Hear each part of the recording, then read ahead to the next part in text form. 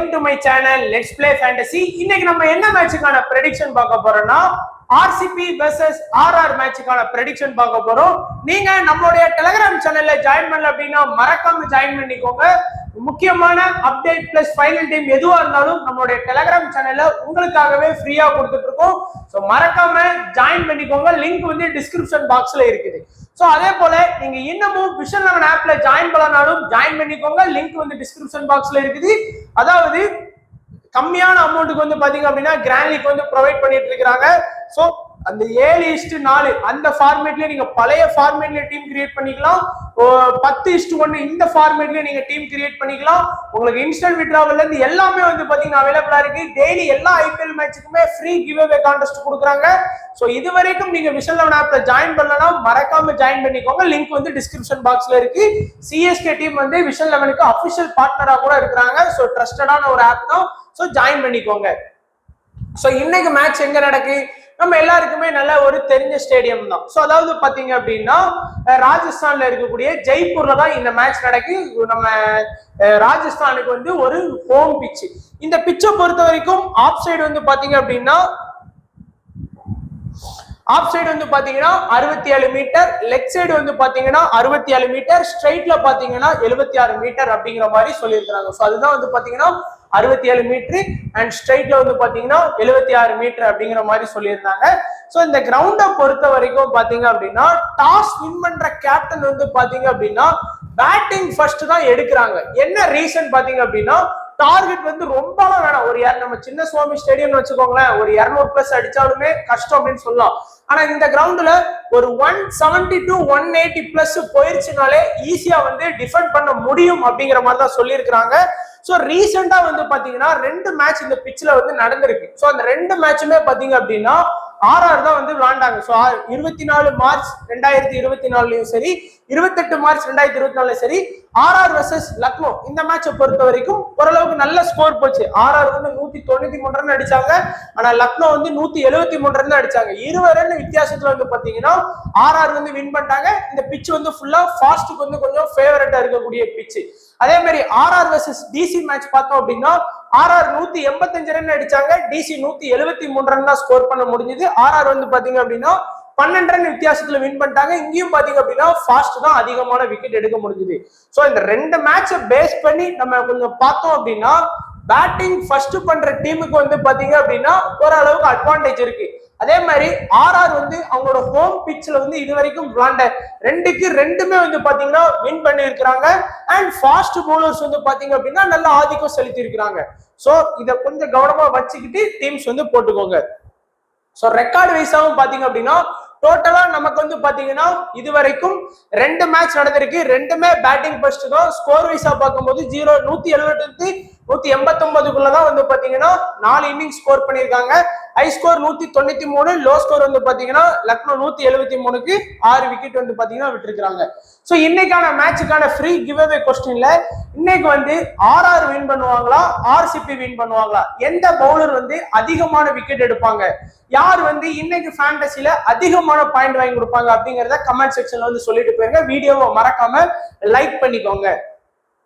And இப்போ வந்து 2 டீமுக்கான head to head stats பார்த்துடலாம். ஸோ டோட்டலா ஆர்ஆருக்கும் ஆர்சிபிக்கும் 30 மேட்ச் நடந்திருக்கு. இதுல ஆர்ஆர் வந்து 12 வின் பண்ணியிருக்காங்க, ஆர்சிபி 15 வின் பண்ணியிருக்காங்க.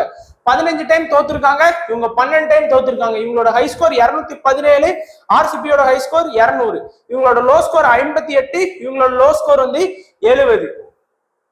சோ இப்போ நம்ம டைரக்டா வந்து பாத்தீங்கன்னா ப்ரெடிக்ஷன் வந்து ஸ்டார்ட் பண்ணிடலாம். சோ ஃபர்ஸ்ட் வந்து பார்த்தோம் அப்படின்னா ஆர்சிபியை பொறுத்த வரைக்கும் இந்த சீசனும் எல்லா சீசனை போல முடிஞ்சது அப்படின்னு தான் நினைக்கிறேன் என்ன பொறுத்த வரைக்கும். ஏன்னா ஒரு எவ்வளவோ பிளேயர்ஸ் இருக்காங்க. எனக்குலாம் இந்த பிளேயர்லாம் பார்த்தாலே விரட்டி வெளுக்க தோணுது அப்படிம்பாங்களே. ஸோ அந்த மாதிரி உள்ள பாத்தீங்கன்னா அனுஜ் ராவத் ஒண்ணு. ஸோ அதுக்கப்புறம் என்ன சொல்றதுன்னே தெரியல. அதுக்கப்புறம் பெரிய இந்தியன் பவுலர், நம்ம இந்தியாவுக்கே வந்து பாத்தீங்கன்னா பவுல் பண்ணக்கூடிய மெயின் பவுலரே வந்து சிராஜ் தான். ஆனா இந்த சீசன்ல எல்லா மேட்சுமே தலைவர் வந்து ஈஸியா 40+ வந்து கொடுக்குறாரு. ஒரு இந்தியன் ஃபாஸ்ட் பவுலர், அதுவும் ஓப்பனிங்ல அட்டாக் பண்ணக்கூடிய இந்தியன் ஃபாஸ்ட் பவுலர் இப்படி எல்லா மேட்சும் 40 கொடுத்தா டீம் என்னதான் பண்ணும்? கோலி மட்டும் என்னதான் ஒத்தையில கடந்து பண்ணாலும் ஒன்றும் பண்ண முடியாது. ஸோ ஃபர்ஸ்ட் வந்து பாத்தீங்க அப்படின்னா இன்னிங்ஸ் ஓபன் பண்ணக்கூடியது Virat Kohli and due Plessis. Virat Kohli கூட ஓகே இந்த சீசன்ல வந்து ஓரளவுக்கு நல்லாவே ஸ்கோர் அவரால் ஏண்டது எல்லா சீசன்ல பண்ற மாதிரி ஒத்தையில போராடுறாரு. டியூ பிளசிஸை பொறுத்த வரைக்கும் இந்த மேட்ச் சிஎஸ்கேக்கு அகைன்ஸ்டா மட்டும்தான் 35 ரன் அடிச்சாரு. மீதி எல்லா மேட்சுமே பாத்தீங்கன்னா அவர் வந்து பெருசா ஸ்கோர் பண்ணவே இல்லை. லாஸ்ட் மேட்ச் கூட கொஞ்சம் சரி ரன் அவுட் அந்த மாதிரி ஆனதுனால ஒத்துக்கலாம். அண்ட் அதுக்கு அடுத்து கிரீன் 15 கோடி பூ அப்படிங்கிற பிளேயர் வந்து பாத்தீங்கன்னா நம்ம ஃபேண்டசிக்கு வந்து ஓரளவுக்கு கிரீன் இம்பார்ட்டன்ட் தான். ஏன்னா எப்படி பார்த்தாலும் ஏதாச்சும் ஒரு வகையில பாத்தீங்க அப்படின்னா அவர் வந்து பாயிண்ட் வாங்கி கொடுத்துருவாரு. ஆனா டீமுக்குன்னு பாத்தீங்கன்னா இது வரைக்கும் பெருசா அவரால் ஸ்கோர் பண்ணி ஒரு மேட்சை பினிஷ் பண்ணி கொடுத்து அது ஒண்ணுமே கிடையாது. சும்மாதான் உப்புக்கு ஜப்பானிக்கிற மாதிரி தான் இருக்காங்க 15 கோடிக்கு வாங்கி வச்சுட்டு. அடுத்து படிடர், ஸோ நல்ல பிளேயர் நல்ல ஆடுவார்னு பார்த்தா ஏதோ லாஸ்ட் மேட்ச் கூட ஓகே ஒரு 29 ரன் அடிச்சாரு. முந்தின மேட்ச் எல்லாமே பாத்தீங்கன்னா ஃபிளாப்பான ரிசல்ட் தான். மேக்ஸ்வெல் அதுக்கும் மேல, அதாவது பாத்தீங்கன்னா எல்லா சீசனும் ஒரு யாருமே ஆடலைனாலும் Maxwell Virat Kohli due Plessis இவங்களாச்சும் கொஞ்சம் ஏதாச்சும் ஒன் சைடா போராடுவாங்க. இப்ப பாத்தீங்கன்னா மேக்ஸ்வெல் சிஎஸ்கே கூட டக்கு, அடுத்த மேட்ச் வந்து 3, அதுக்கு அடுத்த மேட்ச் 28, லாஸ்ட் மேட்ச் வந்து டக்கு. ஸோ இப்படி இருந்தாலும் நம்ம ஃபேண்டசிக்கு இம்பார்ட்டன்ட் தான். ஏன்னா டோட்டலா 4 விக்கெட் வரைக்கும் ஸ்கோர் பண்ணி கொடுத்துருக்காரு. நம்ம ஃபேண்டசி வேற டீம் வேற, அதே ஞாபகம் வச்சுக்கோங்க. அண்ட் டிகே முதல்ல 4 மேட்ச் கிட்ட ஓரளவுக்கு ஓகே தான். மற்ற பிளேயர்ஸை கம்பேர் பண்ணும்போது டிகே நல்லா ஸ்கோர் பண்ணாரு. இவர் வந்து பாத்தீங்கன்னா 30 பால்ல 20 ரன் அடிப்பாரு, இல்லை அப்படின்னா 50 பால்ல 40 ரன் அடிப்பார். அந்த மாதிரி டெஸ்ட் பிளேயர். இது வந்து T20 கிடையாது, அவருக்கு யாரோ டெஸ்ட்னு சொல்லி அனுப்பியிருப்பாங்க போல. ஸோ அதனால டெஸ்ட் விளையாண்டுட்டு போனாரு லாஸ்ட் மேட்ச். அந்த 10 பால்ல கொஞ்சம் ஒரு 10 பால் கிட்ட தின்னுட்டு போனோம். ஸோ அதை வந்து ஒரு 10 பால்ல அட்லீஸ்ட் பாலுக்கு பால் ரன் அடிச்சிருந்தா கூட மகிபால் வந்து கொஞ்சம் ஸ்கோர் பண்ணி வின் பண்ண வச்சிருப்பாரு ப்ரெஷர் இல்லாம. ஸோ இது ஒரு விக்கெட் கீப்பர்னு சொல்லி இவனே எல்லா சீசனும் எடுத்து வச்சுக்கிட்டு எனக்கு கடுப்பாகுது நம்ம இந்த மாதிரி பிளேயர்ஸை பார்க்கும்போது. ஸோ ஏதோ ஒரு கேட்ச் 6 அடிச்சு அவசரப்பட்டு அடிச்சு இப்போ வந்தோம் 4 பால்ல ஒரு 10 ரன் அடிச்சு போனா கூட பரவாயில்ல. வர்றது 10 பால்ல 4 ரன் அடிச்சு போனதுனாலதான் லாஸ்ட் மேட்ச் தோக்கறதுக்கே பெரிய காரணம். எப்படிதான் சிஎஸ்கே கூட 48 ரன் அடிச்சாருன்னே தெரியல எனக்கு. இது எல்லா மேட்சுமே பாத்தீங்கன்னா தெரியும் மொக்க பிளேயர் தான். ஆனா சிஎஸ்கே கூட தான் எல்லாரும் அடிச்சு டான் ஆயிடுறது. அடுத்து விஜயகுமார் ஆடலாம், இல்ல அப்படின்னா மகிபால் கூட இந்த இடத்துல வந்து பாத்தீங்கன்னா கண்டிப்பா ஆடலாம். அடுத்து சிராஜி சொல்லவே இல்லை, 4 ஓவர் கம்ப்ளீட்டா பவுலிங் பண்ணியிருக்காரு ஓரளவுக்கு. அண்ட் விக்கெட்டும் பாத்தீங்கன்னா 3 விக்கெட் தான் ஸ்கோர் பண்ணி கொடுத்துருக்காரு. டோப்லி லாஸ்ட் மேட்ச் வந்து இறக்குனாங்க அல்சாரிப் ஜோசப்புக்கு மேல. ஆனா அல்சாரிக்கு கொஞ்சம் பரவாயில்ல தான், நல்லாவே பவுல் பண்ணாரு, 1 விக்கெட் எடுத்து கொடுத்தாரு. டேகர் வந்து பாத்தீங்க அப்படின்னா பெருசா விக்கெட் அவரால் எடுக்க முடியல. அவங்க வந்து கரண் சர்மாக்கே போகலாம்னு நினைக்கிறேன். கரண் சர்மா கூட பால் கொஞ்சம் அடிபட்டாலுமே விக்கெட் வந்து எடுத்து கொடுப்பாரு, அதனால கரண் சர்மாக்கே போகலாம். யாஸ்தயால் தான் பாத்தீங்க அப்படின்னா இந்த சீசன்ல ஆர்சிபிக்கு ஏதோ கொஞ்சம் லாஸ்ட் மேட்ச் என்ன அடிச்சாலும் சரி 24 ரன் தான் கொடுத்தாரு. அப்பா வேற லெவல் யாஸ்தயால். இதுல வேற அருண் கார்த்திக்னு ஒரு இங்கிலீஷ் கமெண்ட்ரி ஒருத்தர் பண்ணுவாரு, அதாவது ஜிடில உள்ள குப்பை தான் ஆர்சிபிக்கு வந்து மெயின் பவுலரா இருக்குன்னு அப்படின்லாம் சொன்னார். பட் யாஸ்தயால் உண்மையில இந்த சீசன் வந்து அற்புதமா பவுல் பண்ணிட்டு இருக்கிறாரு. சோ நம்ம வந்து ப்ரெடிக்ஷன் வச்சு பார்த்தோம் அப்படின்னா நம்ம வந்து சேஃபா போனோம் அப்படின்னு நினைச்சீங்கன்னா நீங்க என்னத்தான் மேக்ஸ்வெல் ஆடலனாலும் மேக்ஸ்வெல், இந்த மாதிரி கிரீனு, அடுத்து சிராஜி, யாஸ்தயால், அதுக்கு அடுத்து டியூ பிளசி, அடுத்து விராட் கோலி, இந்த 6 பிளேயர்ஸுக்குமே நீங்க இம்பார்ட்டன்ஸ் கொடுத்துதான் ஆகணும். ஸோ இம்பார்ட்டன்ஸ் வந்து இன்க்ரீஸ் பண்ணிக்கோங்க. கொஞ்சம் ரிஸ்கா போகணும்னா இந்த படிடரை வந்து கொஞ்சம் ரிஸ்கா ட்ரை பண்ற மாதிரி இருந்தா படிடரையும் டோப்லையும் கொஞ்சம் ரிஸ்கா ட்ரை பண்ணி பாருங்க. பட் இது ஒரு பேட்டிங் பிச்சு, ஃபர்ஸ்ட் பேட்டிங் பண்ணாங்க அப்படின்னா படிடருக்கு வந்து இம்பார்ட்டன்ஸ் கொடுக்க ட்ரை பண்ணுங்க. அதே மாதிரி ஃபர்ஸ்ட் பவுலிங் பண்ணாங்கன்னா டோப்லிக்கு வந்து இம்பார்ட்டன்ஸ் கொடுக்க ட்ரை பண்ணுங்க. ஸோ இப்போ ஆர்ஆர் டீம் வந்து பாத்தீங்கன்னா விளாண்ட 3 மேட்சுமே வின் பண்ணி ஸ்ட்ராங்கா இருக்காங்க. அவங்க டீம் வந்து ஒரு கம்ப்ளீட் டீமா இருக்கு. அதாவது பேட்டிங் வந்து பாத்தீங்கன்னா இதுல வேற பட்லரும் ஜாய்ஸ்வலும் இன்னும் ஆடவே ஆரம்பிக்கல. அப்படி இருந்துமே பாத்தீங்கன்னா 3 விளையாண்டு 3 வின். பட்லர் வந்து பாத்தீங்கன்னா இது வரைக்கும் 15 ரன்னை தாண்டவே இல்லை, ஜாய்ஸ்வல் 25 ரன்னை தாண்டவே இல்லை. ஆனாலும் 3 மேட்ச் விளையாண்டு 3மே வின்னு. ஒரு மேட்ச் வந்து சஞ்சு சாம்சனும் லாஸ்ட் 2 ஆடவே இல்லை. ஆனா ரியன் பராக் அப்படிங்கிற பிளேயர் வந்து பாத்தீங்கன்னா ஒரு சூப்பரான இன்னிங்ஸ் ஆடிட்டு இருக்காரு. அது மட்டும் இல்லாம அவங்களோட பவுலிங் லைனப் வந்து பக்காவா இருக்குது. அதனால அவங்க வந்து ஈஸியா வின் பண்றாங்க. So Hetmyer, Jurel.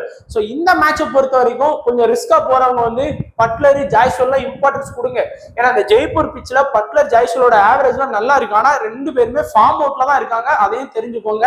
ஸோ அதனால top 4 batsman Sanju Samson, Jaiswal, Buttler, Riyan Parag. இந்த 4 பேருமே இம்பார்ட்டன்ஸ் கொடுத்துக்கோங்க, உங்களுக்கு யூஸ்ஃபுல்லா தான் இருக்கும். அதே மாதிரி பவுலிங் ஆப்ஷன் பார்க்கும்போது யாருமே ஸ்மால் லீக்ல ஹெட்மேயர், ஜூரலுக்குலாம் இம்பார்ட்டன்ஸ் கொடுக்க மாட்டாங்க. அதிகபட்சமா அந்த 4 பேர் தான் டாப்ல ஆடக்கூடிய பட்லர், ஜாய்ஸ்வால், சாம்சன், பராக். இந்த 4 பேர் தான் இம்பார்ட்டன்ஸ் கொடுப்பாங்க. அதனால அந்த 4 பேருமே ஃபோக்கஸ் பண்ணிக்கோங்க. பவுலிங்கை பொறுத்த வரைக்கும் அஸ்வினி, ஆவேஷ், போல்ட், சந்தீப் சர்மா, பர்கரி, சஹால். இதுல வந்து எப்பவுமே இம்பார்ட்டன்ட் அப்படின்னு இருந்தாலே ட்ரெண்ட் போல்ட் தான். அந்த ஸ்டார்டிங்ல விக்கெட் எடுக்குது. லாஸ்ட் மேட்ச் மும்பையை வந்து செதைச்சு விட்டாரு.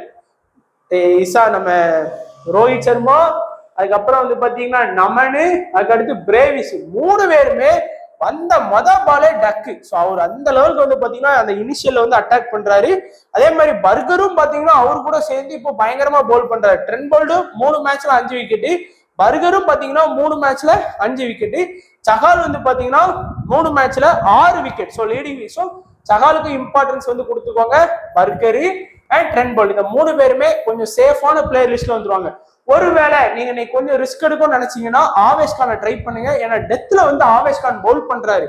நான் லாஸ்ட் மேட்ச் சகாலுக்கு போல ஆவேஷ் கான் எடுத்தேன் பவுல். அதாவது எம்ஐ பிச்சில் வந்து ஸ்பின்னுக்கு சப்போர்ட் பண்ணாதுன்னாங்க. பட் எம்ஐ பிச்சில் ஸ்பின்னுக்கு சப்போர்ட் பண்ணி சகால் 3 எடுத்துட்டாரு. ஆவேஷ் கான் வந்து 1 தான் எடுத்தாரு. ஸோ அதனால கொஞ்சம் ரிஸ்கா பண்ண நினைக்கிறவங்க ஆவேஷ் கானை வந்து ட்ரை பண்ணி பார்க்கலாம். ஏன்னா டெத்ல அட்டாக் பண்றாரு. மேபி அந்த 1 விக்கெட் கண்டிப்பா வாங்கி கொடுத்துருவாரு.